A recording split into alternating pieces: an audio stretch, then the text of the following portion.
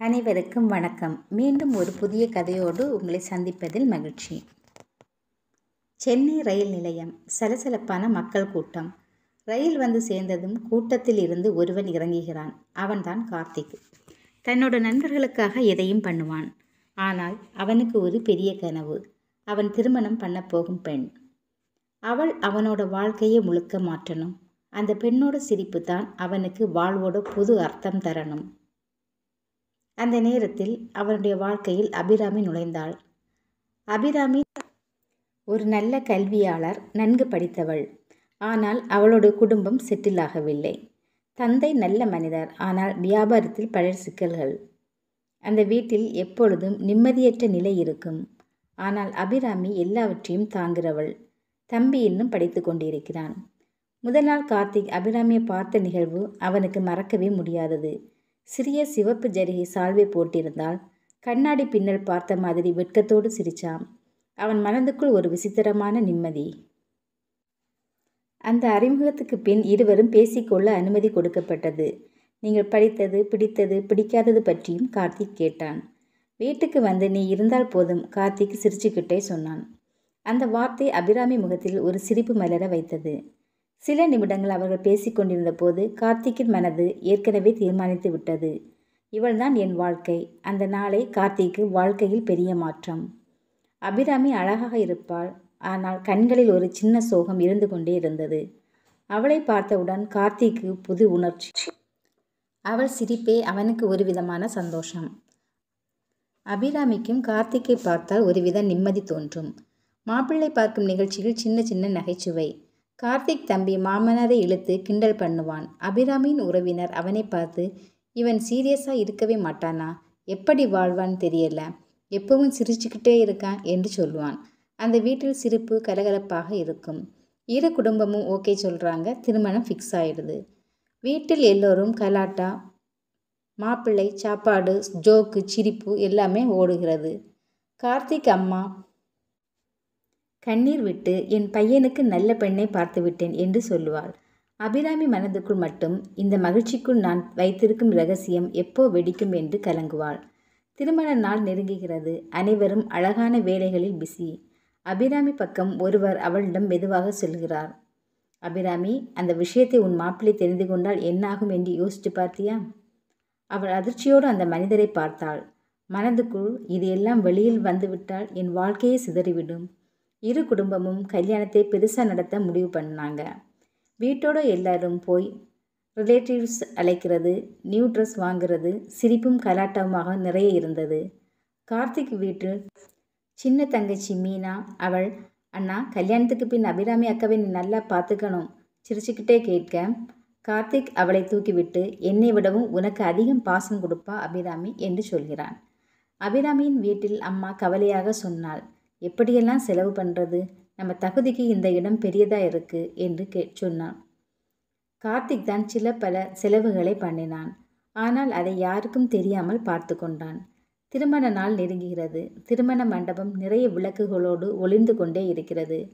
மாலை நேரம், பாரம்பரிய இசை, குரல் கூப்பிடும் சித்திகள், குழந்தைகளின் விளையாட்டு.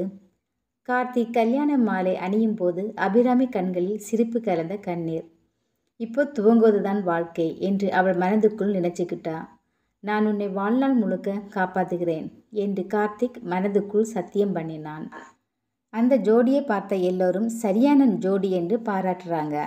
ஆனால் அந்த கூட்டத்தில் ஒரு முகம் மட்டும் இருவரை வேற மாதிரி பார்த்து கொண்டே இருக்கிறது. அந்த மனிதன் யார்? அவன் முகத்தில் இருந்த சிரிப்பு ஏன் அப்படி இருண்டிருந்தது? அபிராமிக்கும் கார்த்திக்கும் இடையே சில வார்த்தைகள் அவள் மனதுக்குள் மட்டும். இவன் உண்மையிலே நல்லவன். ஆனால் என் ரகசியம் தெரிந்தால்? அவள் முகம் வெண்மையடைகிறது. மனதுக்குள் இதை யாரும் அறியக்கூடாது. கார்த்திக் பக்கம் மனம் நிறைய மகிழ்ச்சி, சிரிப்பு, பாடல், அண்ணன் தம்பி தங்கை கலாட்டா. அபிராமி பக்கம் வெளியில் சிரிப்பு, உள்ளே பயம். அவள் அடிக்கடி யாரோ தொலைபேசியில் அழைத்து மிரட்டுகிறார்களோ என கவலை. நீ தவிர்க்க நினைக்கும் விஷயம் உன் திருமண நாளிலே வெளிப்படும் என்று எச்சரிக்கை. அவளது தோழி ஒருத்தி கூட அவளிடம் கேட்கிறாள், என்னடா அபி, உன் முகத்தில் எப்போதும் ஒரு பயம் தெரிஞ்சிட்டே இருக்கு. அவள் எதுவும் சொல்லாமல் சிரிப்பால் மறைக்கிறாள். அரங்கம் அழகாக அலங்கரிக்கப்பட்டு இருக்கிறது. இரு குடும்பமும் மகிழ்ச்சியில் மூழ்கியிருக்கிறார்கள். மணமாலை அணிவிக்கும் நேரம் நெருங்குகிறது. அந்த சமயத்தில் ஒரு போலீஸ் ஜீப் வந்து நின்று விடுகிறது. அங்கிருந்த இன்ஸ்பெக்டர் உள்ளே வந்து, இந்த கல்யாணம் நிறுத்தப்படணும் என்று கூச்சலிடுகிறார். அனைவரும் அதிர்ச்சியில் கார்த்திக் குடும்பம் என்ன விஷயம் என்று கேட்கின்றனர். இன்ஸ்பெக்டர் சுட்டி காட்டுகிறார். மாப்பிள்ளை அல்ல, மாப்பிள்ளை அருகில் இருந்த பெண்ணின் மீது வழக்கு இருக்கு. அனைவரும் அதிர்ச்சியில் அபிராமியை நோக்குகிறார்கள். அவள் கண்ணீர் மல்க நின்று கொண்டே இருக்கிறாள். இன்ஸ்பெக்டர் சொல்கிறார், அபிராமி மீது ஒரு கொலை குற்றம் இருக்கு. 1 வருடத்திற்கு முன்பு அவள் வேலை பார்த்த கம்பெனியில் மேனேஜரை தாக்கி கொல்லப்பட்டாள். அந்த மேனேஜரை கடைசியாக பார்த்தவங்க அபிராமி தான். அங்கிருந்த கூட்டம் அடடா என்று அதிர்ச்சியடைகிறது. கார்த்திக்கின் குடும்பம் மௌனமடைகிறது. அவள் உடைந்து போய் அழுகிறாள். ஆம், நான் அங்கே இருந்தேன். ஆனால் அந்த மனிதன் என் வாழ்க்கையை கெடுக்க முயன்றான். நான் தப்பிக்க அவனை தள்ளினேன். அவன் கீழே விழும்போது தலையடித்து உயிர் போய்விட்டது. அது கொலை அல்ல, சுய பாதுகாப்பு. அவள் சொன்னாலும் யாரும் நம்பவில்லை. கார்த்திக் அம்மா அழுகிறாள், என் பையனின் வாழ்க்கையை சீரழிக்கிறாளே என்று. கார்த்திக் மட்டும் அமைதியாக நிற்கிறான். அவன் அபிராமியை பார்த்து, உண்மை எது, நீ சொல்லு அபி, நான் நம்புகிறேன். அவள் கண்ணீர் மல்க, நான் குற்றமற்றவள் என்று சொல்கிறாள். இன்ஸ்பெக்டர், வழக்குக்கு சாட்சிகள் இருக்காங்க, நீதிமன்றத்தில் தான் தீர்ப்பு வரும் என்று அவளை அழைத்து செல்கிறார். திருமண மேடை வெறிச்சோடி போகிறது. மணமாலை வைக்கப்படாமல் மேஜையில் கிடைக்கிறது. கார்த்திக் அதை எடுத்து கண்ணீருடன் சொல்கிறான், இந்த மணமாலை அவளுக்குத்தான். அவள் குற்றமற்றவள் என்பதை நான் நிரூபிப்பேன். Order order. அபிராமி மீது உள்ள கொலை குற்றச்சாட்டு குறித்து இன்று தீர்ப்பு வழங்கப்படும். சாட்சிகளும் மேனேஜர் கொலை நடந்த இடத்திலே அவளின் கைரேகை, மேலும் அவர்களுக்கிடையே ஏற்பட்ட வாக்குவாதம் எல்லாம் கோர்ட்டில் ஒப்படைக்கப்படுகிறது. அபிராமி அழுகிறாள், நான் யாரையும் கொலை செய்யவில்லை. கோர்ட்டுக்குள் சலசலப்பு. மேனேஜர் அபிராமியின் வாழ்க்கையை நாசம் பண்ண முயற்சி செய்தார். அவள் மறுத்தாலும் அவர் அவளை மிரட்டி அவள் கண்ணியத்தை களவாட முயன்றார். அபிராமி தள்ளிவிட்டதில் இறந்துள்ளார். சிறு மௌனம். அனைவரும் அபிராமியை காண்கின்றனர். அவள் கண்ணீர் வழிகிறது. அவர் தவறி கீழே விழுந்தபோது தலையில் பட்ட காயம்தான் அவரை முடிவுக்கு கொண்டு சென்றது. அபிராமி கொலை செய்யும் எண்ணத்தில் தள்ளிவிடவில்லை. ஆனால் அவரை காயப்படுத்தவே இல்லை. இது கொலை குற்றம் அல்ல. அத்துடன் அந்த இடத்தில் கிடைந்த உடைந்த கண்ணாடி வளையல்கள், கீறிய துணி துண்டுகள் அனைத்தும் ஒரு பொண்ணு தன் மானத்தை காப்பாற்ற எடுத்த போராட்டம். மேனேஜர் அந்த நாள் அபிராமியை கெடுக்க முயற்சி செய்கிறான். அவள் விட்டு விலக முயன்றபோது மேனேஜர் தான் அவளை கையை பிடித்து தள்ள முயற்சி செய்கிறான். அந்த சமயத்தில் அவளை காப்பாற்றுவதற்காக அவள் ஒரு மிகுந்த தள்ளல் கொடுக்கிறாள். மேனேஜர் தான் தடுமாறி மாடியிலிருந்து கீழே விழுந்து தலை இறந்து விடுகிறான். கார்த்திக் அந்த சிசிடிவி காட்சியையும் பிரேத பரிசோதனை ரிப்போர்ட்டையும் காட்டுகிறான்.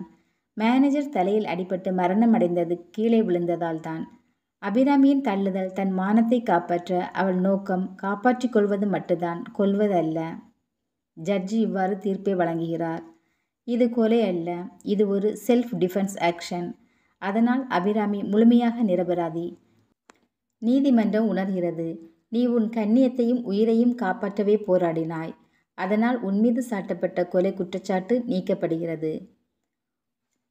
கோர்ட் ரூம் முழுவதும் கைத்தட்டல். அபிராமி உடைந்த மனதோடு அழுகிறாள். அபிராமி கண்ணீரோடு கார்த்திக்கிடம், நான் எதுவும் சொல்லவே இல்லை, ஆனாலும் நீ என்னை காப்பாற்றினா. கார்த்திக் சிரிச்சு, நீ சொல்லாமல் இருந்ததால் தான் நம்புகிறேன். உன் மௌனம் கூட உண்மையை காட்டி கொடுத்தது. அதற்கு பிறகு அவர்கள் ரிலீஸ் செலிப்ரேஷனை குடும்பத்தோடு சந்தோஷமாக திருமணம் செய்கிறார்கள். கார்த்திக் அவள் அருகே வந்து, இப்போ உன் வாழ்க்கை சுத்தமாக இருக்கிறது அபிராமி. இனிமேல் யாரும் உன்னை குறை சொல்ல மாட்டார்கள். நான் உன்னோடே இருக்கேன். அனைவருக்கும் அபிராமியின் பாஸ்ட் பற்றி உண்மை தெரிகிறது. அவள் குற்றமற்றவள், மாறாக பல ஆண்டுகள் துன்பப்பட்டவள் என்பதை. குடும்பத்தினர் ஷாக் ஆனாலும் கார்த்திக் அவளை அன்புடன் காப்பாற்றினதை பார்த்து மனம் உருகுகிறார்கள். ஒரு நாள் அபிராமி மெல்ல கார்த்திகிடம் சொல்கிறாள், நீ என்னை நம்பியதால் தான் நான் உயிரோடு இருக்கேன். இல்லைன்னா நானே எல்லாம் முடிச்சிருப்பேன். கார்த்திக் அவளை கட்டிப்பிடித்து, கல்யாணம் என்றால் ரோஜா பூ மட்டுமல்ல, சில நேரம் முள் கூட வரும். ஆனால் அதையும் சேர்ந்து கடக்கிறது தான் வாழ்க்கை. இருவரும் கண்ணீர் மல்க அன்போடு வாழ ஆரம்பிக்கிறார்கள். அவர்கள் வாழ்க்கை சிரமங்களை கடந்து உண்மையான நம்பிக்கையாலே நிலை பெறுகிறது. திருமணம் என்பது சிரிப்புக்கும் அழுகைக்கும் சமமாக இருக்கும். அன்பும் நம்பிக்கையும் இருந்தால் எந்த ரகசியமும் எந்த இருளும் வாழ்க்கையை உடைக்க முடியாது. இந்த கதை உங்களுக்கு பிடிச்சிருந்தால் லைக் பண்ணுங்கள். உங்களது மேலான கருத்துக்களை கமெண்ட் பாக்ஸில் சொல்லுங்கள். நன்றி.